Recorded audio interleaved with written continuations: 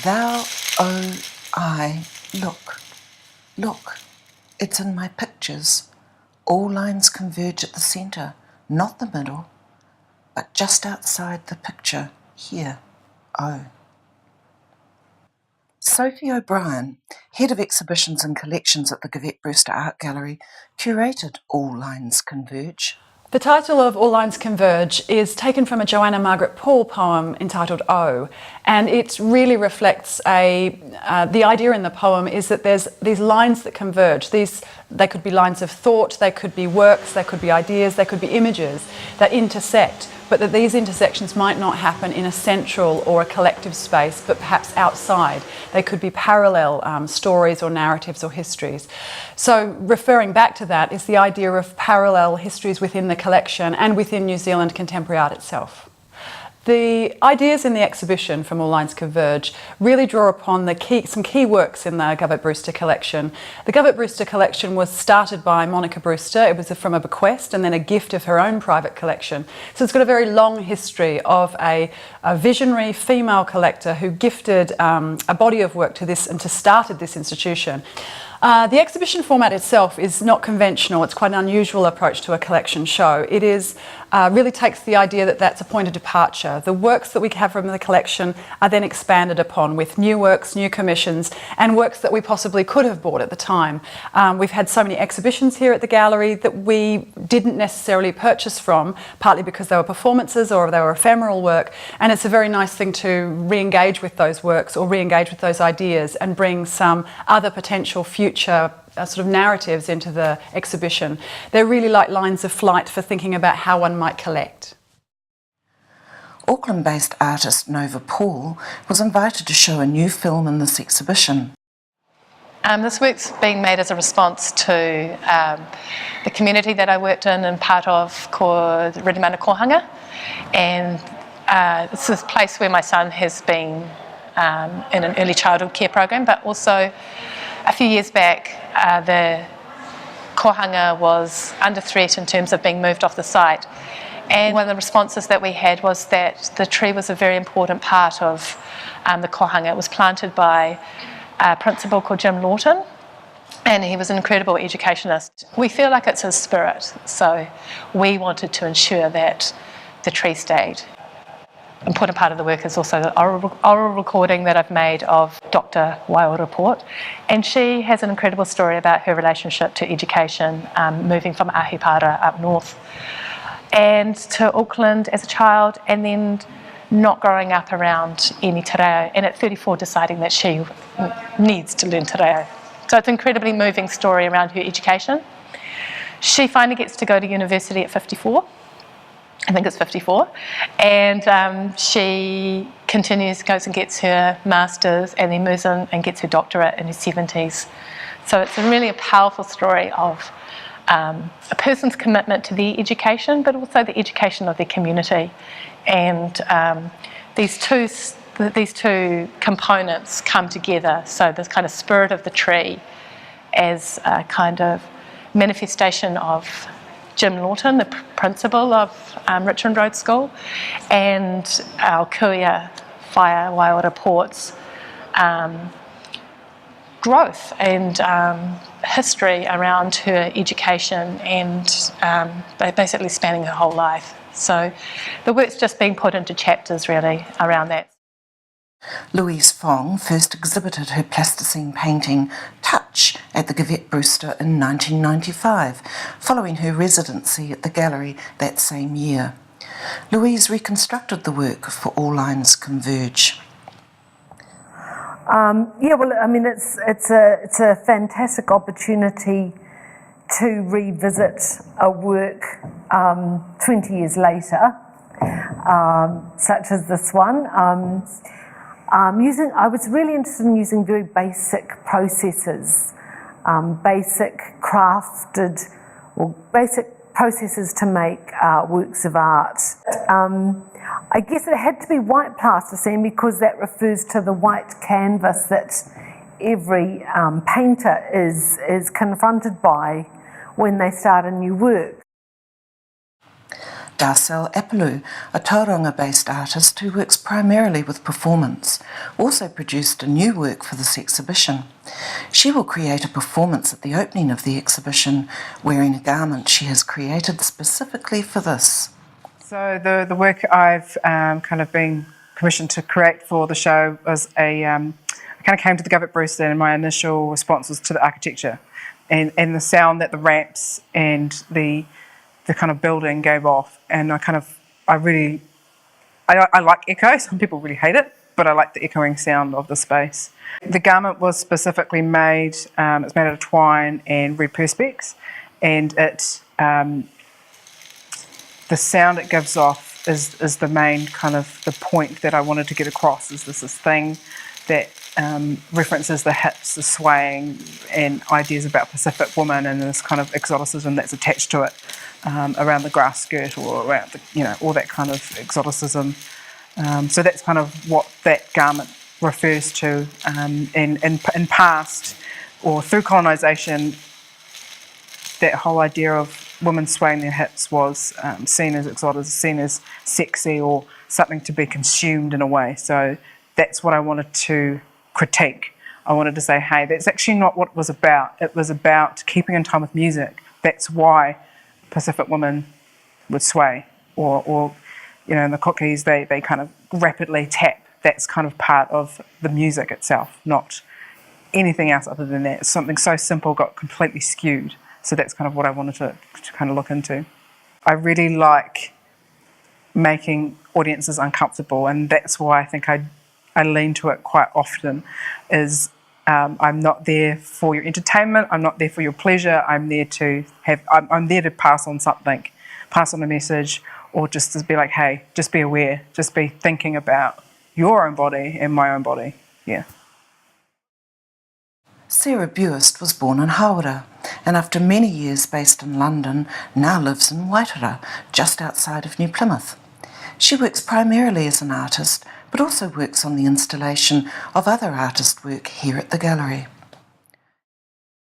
I started to make work in relation to me losing my hearing, and I started to learn sign language, and that fascinated me because it's a really complex, it's got its own culture, and deaf culture has got its own culture, but you can use your hands to do very complex signs, and I just was fascinated. And because of my personal politics, I thought, I don't know where this came from. I wasn't thinking about, I'm going to make a piece of work called Revolution. It just happened. And so that's how I came to be doing it. And then the billboard, I knew I wanted it large, and I wanted it to be connecting with people on a very immediate level. Chloe Cull, Assistant Curator at the Govett-Brewster, worked closely on All Lines Converge with Sophie O'Brien.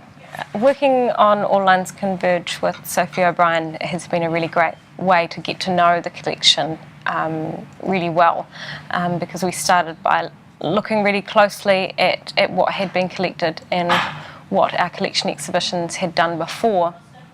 And in making All Lines Converge, we could say some new things about the collection and pose some questions and look forward and think about where the collection could go. I knew a little bit about the Govett-Brewster Collection before I started working here, and when I started I was really excited about seeing the work of Christine Hallier. I knew the work of Shona Rapira Davies, and I knew there were some drawings in the collection. So working on All Lines Converge has meant that I've got to work really intimately with these objects, which is really exciting. I think working with so many new artists in the making of this exhibition has also been really exciting for me. As a relatively new employee to the Govett-Brewster, it's fantastic to be able to see what's being made now and to work so closely with so many contemporary artists working now. And what's so fantastic about the show is because we've commissioned new works, we've got so many artists on site making and installing, such as Louise Fong making her plasticine painting touch. and Wendy Bornholt, who's installed her new work, An Ocean of In-Betweens, in the mezzanine level. Those two artists coming back to the Govett-Brewster nearly 20 years since they were last here, so that's really exciting. But so many new artists to have here is really fantastic. People like Darcel Apalu, who's doing her performance, Noha Paul, who's made a new projection for the exhibition. That's been really special for me to work really closely with these artists. Kelly McCosh and Catherine Rhodes are registrars at the Govett-Brewster, tasked with looking after the collection. They have been managing the care of the works for All Lines Converge. So one thing we've really enjoyed about working on this exhibition is getting works out from the collection that haven't been seen for a really long time. Like the diving board by Marie Horner. We've seen images of it, but it's needed conservation work to be shown. So when we have an exhibition like this, budget comes available to have work done on it.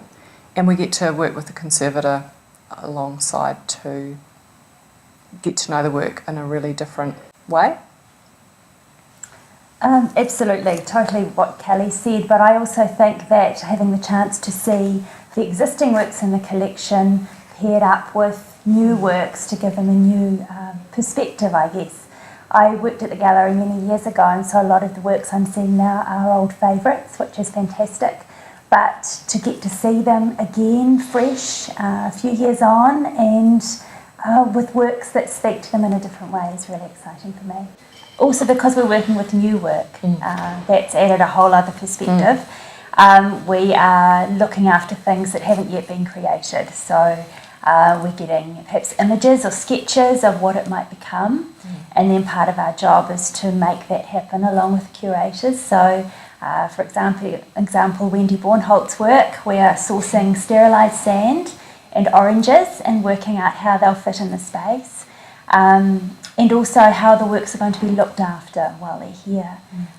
In terms of the works themselves, which is obviously our priority, but also the people who will interact with them. So our visitors to the gallery have to be really comfortable, and we need to balance keeping the work safe, looking after what the artist wants, but also making sure that our visitors have the best possible experience. There are 4 central artists in the exhibition: Marie Horner, Christine Hellier, Fiona Clark and the collective et al. And each of those artists and the collective have works that are central to the collection in some way. They either represent a work that's been collected or a body of work that was represented, or they represent an exhibition that was very important in the history of the gallery. The gallery itself has a very strong history of presenting challenging and radical exhibitions, and indeed there were performances, films, installations that were very challenging for their time. Christine Hellier, for example, with her Country Clothesline and her later exhibitions, and even the acquisition of the Dagger Cupboard work, were very controversial at the time of their display and their purchase, and they really represent a time in the history of the gallery that is perhaps not represented by any other work in the collection. Wendy Bornholt first exhibited at the Govett-Brewster in 1996 with her installation Conversations with a Grid, installed in the fire exit stairwell. Now she's back at the Govett-Brewster 20 years later, installing a new work titled An Ocean of In-Betweens in a new in-between space.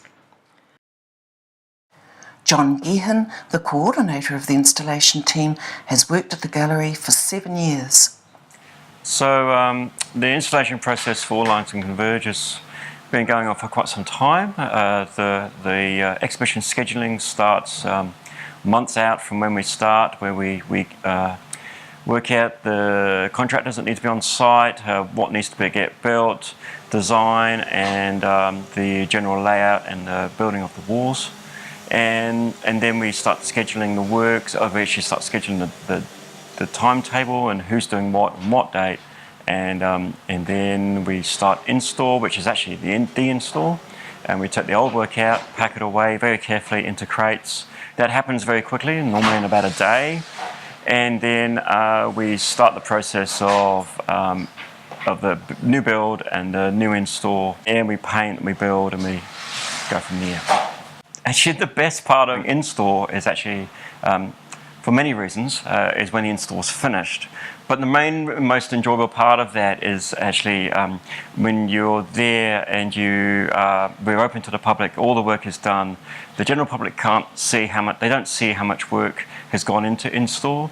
And you can see an inquisitiveness, or you can see a facial expression from someone who's come to see the work, and there's a smile or there's a look of intrigue on their face, and that's actually probably the most enjoyable part. Is this wonder and a great response from the general public, and you feel as part of the in-store team that you've in some way been part of that. One of the things that's been a great pleasure in the making of this exhibition has been the setting up of conversations between artists, between works, and also for ourselves to start talking to artists. I'm a recent arrival to New Zealand, so it was a real pleasure to get to know so many artists who've had such an important history here in New Zealand. The conversation between artworks itself was very wonderful to discover, and I think there's lots of conversations across generations as well. So that conversation, that relationship, that collaboration with artists was really important for the exhibition.